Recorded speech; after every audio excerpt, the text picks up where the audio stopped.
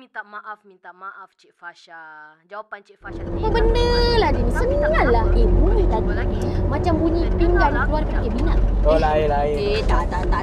Salah lah. Aku rasa bunyi pintu. Tombol pintu yang dengan buka tu. Mungkin. Hang pun salah juga. Kalau hang tak percaya, hang dengar lagi.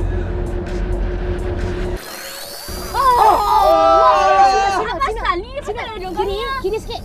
Kau ketuk sikit. Mana? Kau ketuk sikit. Hang tak atas sikit. Berhenti kat mana, cepat sikit ke sini. Jom. Cepat sikit, maju sikit pun tak apa. Wah, tak dengar lah. Cepat ah. Yang apa kata kau letak ke kanan sikit? Sabarlah. Sabar. Mati kau. Mati. Mampu kau. Sana boleh tak? Ada boleh tak? Mamu memang berat dosa. Ni. Ada. Ada. Cepatlah. Mampu kau sini. Mampu kau Mampu.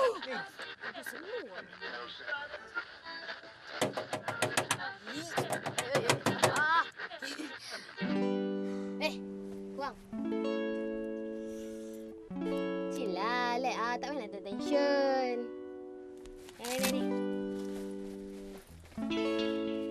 Nah, sini. Pahal. Ini sini Bruno Mars lah. Nah. Hey. Hang nak tunjuk tang mana Bruno Mars hang tu?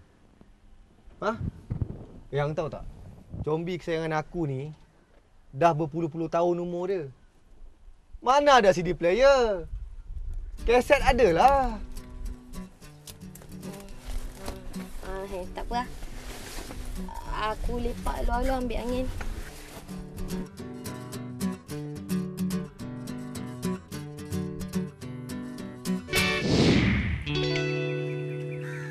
Awak tahu tak?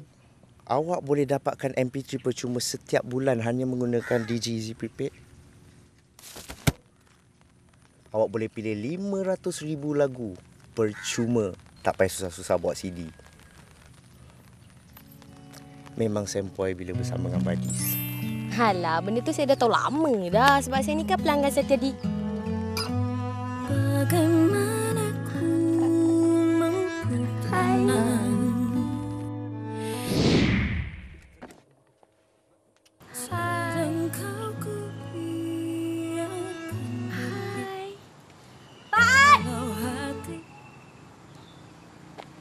Sorry.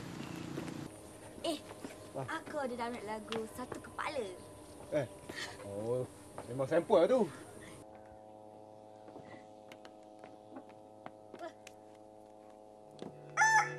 Memang kita ditakdirkan bertemu. Kita satu kepala. Tunggu masa dah bersatu.